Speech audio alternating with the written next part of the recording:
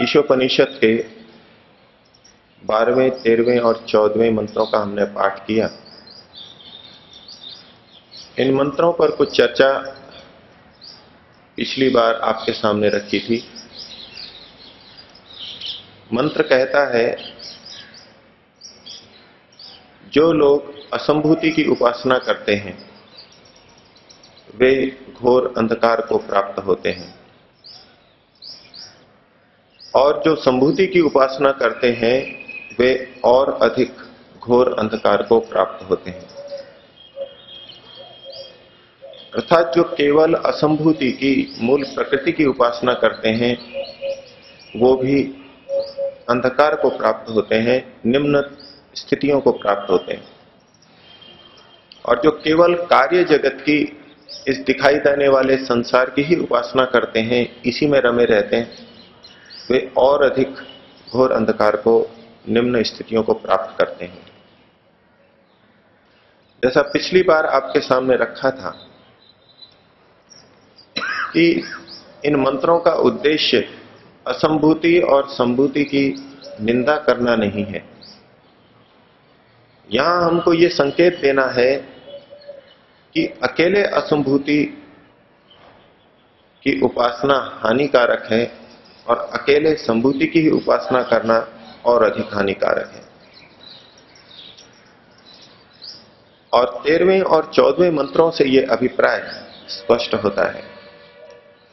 13वें मंत्र में कहा, अनुभवी व्यक्तियों के आधार पर कहा, जिन्होंने हमें निश्चय का बोध कराया है, जिन्होंने हमारे लिए ठीक ठीक जान दिया है, उन्होंने कहा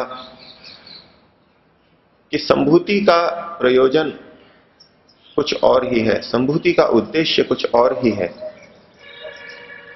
और असंभूति का उद्देश्य भी कुछ अन्य ही है। दोनों के उद्देश्य, दोनों के प्रयोजन कुछ अलग अलग ही हैं। हमको सावधान किया जा रहा है कि हम किसी एक से ही सभी प्रयोजनों की सिद्धि होना न सोच लें। दोनों के अलग अलग प्रयोजन हैं। और 14वें मंत्र में कहा कि जो असंभूति और संभूति दोनों की एक साथ उपासना करता है, दोनों का ठीक उपयोग लेता है, दोनों को ठीक तरह से जानता है, वो असंभूति के द्वारा मृत्यु को पार करता है और संभूति के द्वारा अमृतत्व, मुक्ति को प्राप्त कर लेता है। इस 14वें मंत्र में दोनों की बड़ी महत्ता बताई गई। उद्देश्य है कि इन दोनों को लेकर के हम साथ साथ चलें। इन 3 मंत्रों में जिन शब्दों को लिया गया, पहले मंत्र में असंभूति और संभूति, दूसरे मंत्र में संभव और असंभव, यहां ये पर्यायवाची रूप में गृहीत किए गए हैं। संभूति और संभव एक ही बात है, अर्थात कार्य जगत। महर्षि दयानंद ने इसकी व्याख्या की, संभवंती यस्याम सा संभूति, जिसमें ये सारी चीजें उत्पन्न होती हैं वह ये कार्य जगत, ये सृष्टि।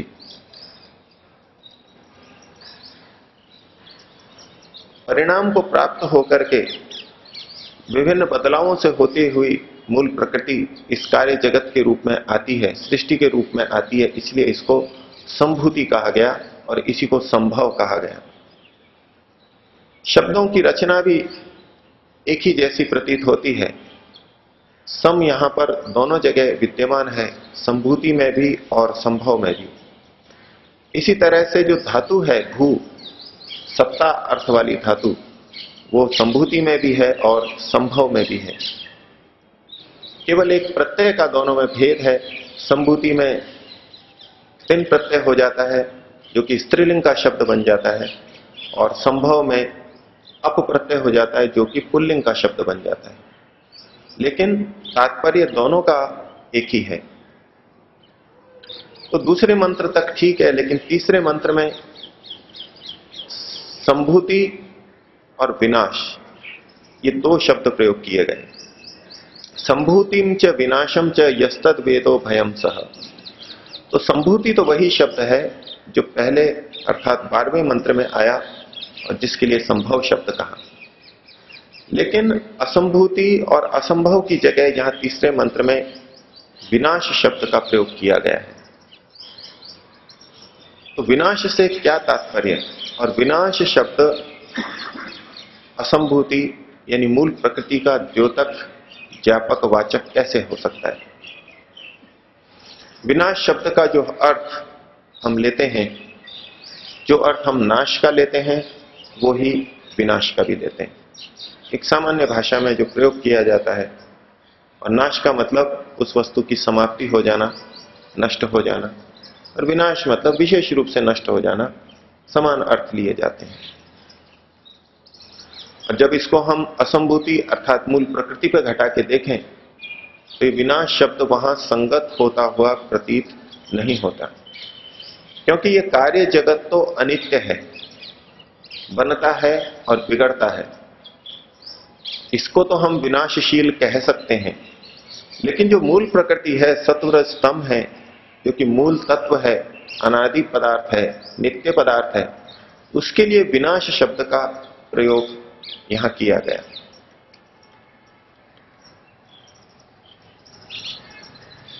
महर्षि दयानंद ने इसकी विनाश शब्द की व्याख्या की और इसको मूल प्रकृति पर रखी बताया है। उन्होंने कहा, विनश्यन्ति अदृश्याः भवन्ति पदार्थाः यस्मिन् सा विनश्यन्ति अदृश्या भवन्ति पदार्थाः यस्मिन् स विनाशः। जिसमें पदार्थ विनष्ट हो जाते हैं, विनष्ट हो जाने को खोला, अदृश्य हो जाते हैं। और महर्षि ने जो ये अर्थ खोला है, विनाश को कहा अदृश्य होना, ये भारतीय परंपरा, भारतीय विज्ञान के अनुरूप है। महर्षि पतंजलि ने, महर्षि पाणिनि ने, सभी व्याकरणाचार्यों ने इस नश शब्द का, नश धातु का प्रयोग अदर्शन अर्थ में ही किया है। धातु पाठ में पाणिनि ने नश का मतलब पूरी तरह समाप्त, खत्म हो जाना, यह अर्थ नहीं किया। उन्होंने अर्थ किया नश अदर्शने, अदर्शन हो जाना ही वस्तु का नाश है। मकान है और अगर वो टूट जाता है, मकान के रूप में नहीं रहता, टुकड़े टुकड़े ईंट के रूप में बिखर जाता है, तो वो मकान के रूप में अदृश्य हो गया। इसी को हम उसका विनाश कहते हैं कि मकान नष्ट हो गया। वस्तुतः ईंट, रोड़ा, सीमेंट, पत्थर तो वहां विद्यमान है। इसी प्रकार से संसार के सारे कार्य जगत पे हम घटा सकते हैं।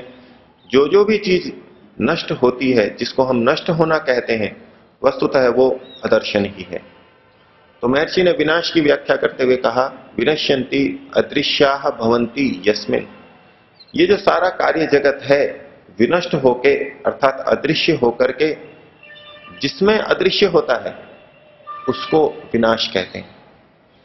अब ये कार्य जगत पंच महाभूतों से बना हुआ है, पृथ्वी, जल, अग्नि, वायु, आकाश। और जब ये नष्ट होगा, जिस रूप में आज है उस रूप से परिवर्तित हो जाएगा, विघटित हो जाएगा, तो ये अपने मूल रूप में पहुंचेगा, महाभूतों के रूप में आएगा।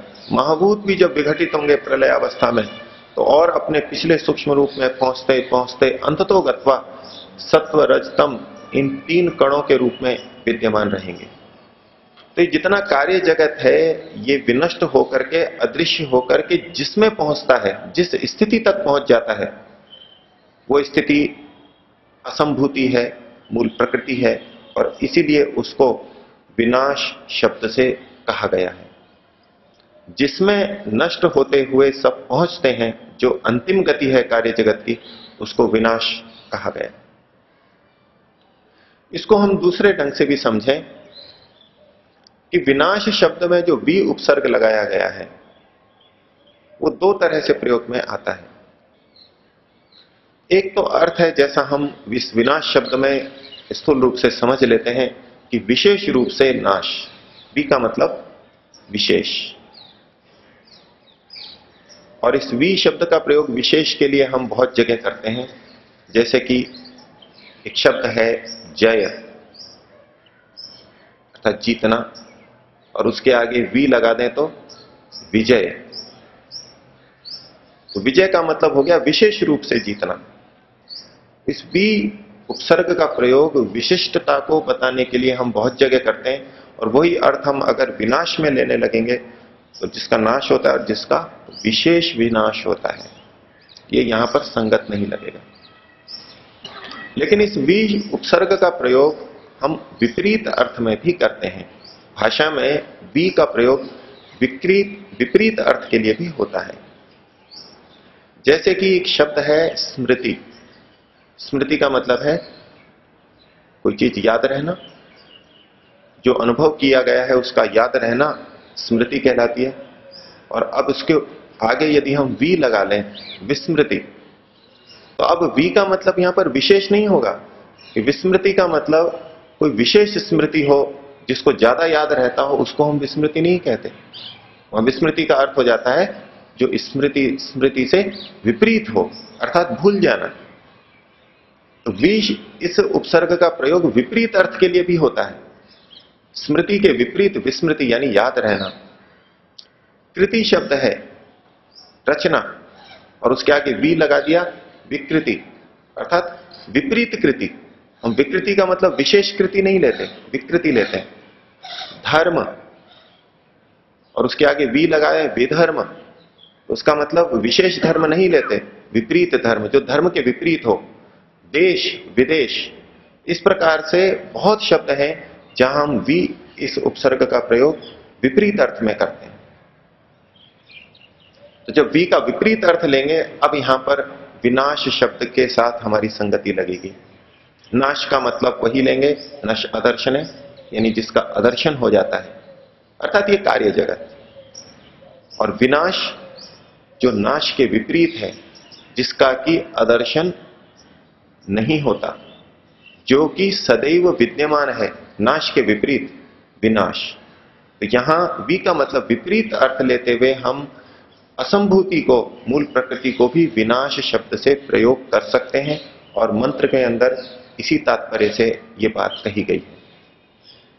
तो असंभूति, असंभव और विनाश अर्थात मूल प्रकृति, संभूति और संभव अर्थात ये कार्य जगत। तो मंत्र में उपदेश दिया गया कि हम इन दोनों का उपयोग करें, दोनों को जानें, और ऐसा करते हुए हम मृत्यु से भी पार होंगे और अमृतत्व मुक्ति को भी प्राप्त करेंगे। पिछली बार आपके सामने ये बात रखी थी, इस मूल प्रकृति से हम कैसे उपयोग करें, मूल प्रकृति का कैसे उपयोग करें, ये सामान्यतः हमारे को समझ में नहीं आता, क्योंकि हम तो कार्य जगत में रह रहे हैं, इस सृष्टि में रह रहे हैं, और इसी से बने पदार्थों का उपयोग करके अपना जीवन चला रहे हैं। लेकिन जैसा कि मैंने सांख्य दर्शन का सूत्र आपके सामने रखा था, न कारण लयात कृतकृत्यता मग्नवत उत्थानात, यहां प्रकृति, मूल प्रकृति कारण के रूप में विद्यमान है, और कार्य जगत, ये सृष्टि कार्य के रूप में विद्यमान है। तो मूल प्रकृति कारण का प्रतीक हुआ, और कार्य जगत, ये सृष्टि कार्य का प्रतीक हुआ। तो जो कारण में रत रहते हैं, कारण तक जाते हैं, पीछे तक जाते हैं, वो लोग असंभूति की उपासना करते हैं। और जो कारण तक नहीं पहुंचते, स्थूल रूप से ही उपयोग करते हैं, वो कार्य जगत की, संभूति की उपासना करते हैं। इसको हम आज के व्यवहार में वैज्ञानिकों को लेकर के देखें, तो वैज्ञानिक वो हैं जो किसी वस्तु के कारण तक जाते हैं। कोई वस्तु कैसे बनी, उसके कारण तक जाते हैं। सामान्य व्यक्ति उस कारण तक नहीं जाता। हमें प्यास लगी है, पशु पक्षी भी प्यास लगने पर पानी पीते हैं। हर व्यक्ति पानी का उपयोग कर लेता है, प्रक्षालन कर लेता है। ये पानी का उपयोग है, कार्य रूप में उपयोग है। वो इस बात की तरफ ध्यान नहीं देता कि ये पानी कैसे बना है, किन तत्वों से मिलकर के बना है। उसको अपना जीवन चलाने के लिए कारण तक पहुंचने की आवश्यकता ही प्रतीत नहीं होती। एक स्थूल स्तर है, सामान्य व्यक्ति का स्तर है, ये संभूति की उपासना कर रहा है। और दूसरा व्यक्ति है जो कारण तक जा रहा है, ये पानी कैसे बना, वैज्ञानिकों ने अपनी दृष्टि से खोजा कि ऑक्सीजन और हाइड्रोजन मिलकर के ये पानी बनते हैं। अब वो ऑक्सीजन तक भी नहीं रुके, ये ऑक्सीजन का कण भी, तत्व भी कैसे बना, ये उसके भी पीछे कारण की तरफ जाते हैं। कहते हैं इसमें भी इलेक्ट्रॉन, प्रोटॉन, न्यूट्रॉन आदि तत्व हैं। अब वो उतने तक भी नहीं रुके और उसके पीछे जाते हैं। अर्थात जो लोग इस कार्य जगत के पीछे की बात सोचते हैं, ये कैसे बना, वो कारण की तरफ दृष्टि रखते हैं, ये वो व्यक्ति हैं जो असंभूति की उपासना करते हैं। और ये सूक्ष्मता वैज्ञानिक एक स्तर तक करते हैं, लेकिन अंततोगत्वा ये सूक्ष्मता कहां पहुंचेगी, ये सत्वर स्तंभ तक पहुंचेगी, जैसा कि हमारे ऋषियों महर्षियों ने हमें बताया। तो जो व्यक्ति असंभूति की उपासना करता है, इससे तात्पर्य लेंगे जो व्यक्ति कारण की खोज में रहता है। तो एक ये बौद्धिक जगत है जो कारण को खोजता है। अगर कोई इसी में रत रह जाए तो वो भी अंधकार को प्राप्त होगा, निम्न स्थिति को प्राप्त होगा। और इसके विपरीत जो केवल स्थूल जगत में लगा रह गया, वो तो और भी सूक्ष्म और भी निम्न स्थिति को प्राप्त होगा, अगर इसी में रत रह जाए। संदेश ये देना चाहते हैं कि हम इससे परे जो चेतन तत्व है, आत्मा या परमात्मा, उसको भी जाने, आध्यात्मिक बातों को भी जाने और फिर मुक्ति को प्राप्त करें। लेकिन जहां तक इस प्रकृति का उपयोग है, वहां भी हम इस तरह से देखें कि जो कारण जगत में लगा हुआ है, वैज्ञानिक की तरह से अनुसंधान में लगा हुआ है, वो भी सामान्य स्थूल प्रयोग तो करेगा, लेकिन वहीं तक सीमित रहेगा। और जो स्थूल जगत का उपयोग करेगा, वो तो पूरी तरह से उसमें रत रहेगा और वो संसार में जो परेशानियां होती हैं, उनसे उस तरह से नहीं बच सकता। जहां असंभूति और संभूति की बात कही गई, वहां था कि असंभूति की उपासना करने वाला निम्न स्थिति को प्राप्त होता है और संभूति की उपासना करने वाला और अधिक निम्न स्थिति को प्राप्त होता है। अर्थात अपेक्षा से असंभूति की उपासना अधिक ऊंची स्थिति है और संभूति की उपासना निम्न स्थिति है। ये हम सामान्य व्यक्ति और वैज्ञानिक में भेद देख सकते हैं। लेकिन हमको इस संसार का उपयोग किस रूप में करना है, हमको असंभूति की भी उपासना करनी है, इससे हम मृत्यु को पार करेंगे। विनाशेन मृत्युम तीर्थवा, जो मूल कारण है उसकी उपासना, उसको जान करके हम मृत्यु से तरते हैं। अब वैज्ञानिकों को देखिए, वो हर चीज के कारण को खोज करके हमारे दुख के निवारण का उपाय करते हैं। एक सामान्य व्यक्ति भूकंप आने पर वहीं तक सीमित रहता है, कुछ टहल गया, अगली बार कुछ मकान मजबूत बना लिए। लेकिन ये भूकंप कब आने वाला है, तूफान कब आने वाला है, किस वेग से आ रहा है, ये जो उनके कारणों की खोज है, ये एक सामान्य व्यक्ति सामान्य साधनों से, अपने सामान्य इंद्रियों से नहीं कर पाता। वो मृत्यु को नहीं कर पाता, वो मृत्यु को प्राप्त हो जाता है। और यदि असंभूति की उपासना हो, सूक्ष्म की उपासना हो, कारणों की खोज में लगे, तो इनसे हम परे जा सकते हैं। तो असंभूति की उपासना करके, सूक्ष्म की उपासना करके हम मृत्यु से कुछ बचेंगे, मृत्यु का निवारण करेंगे, दीर्घायुष्य को प्राप्त करेंगे। और फिर इस संभूति की भी उपासना करके उचित भोजन, उचित पानी, उचित भवन, उचित वस्त्र, इनका भी उपयोग करते हुए इनके द्वारा मुक्ति की तरफ बढ़ेंगे और अमृत तत्व को प्राप्त करेंगे। ये दोनों स्थितियां साथ में हमारे को लेके चलनी होगी।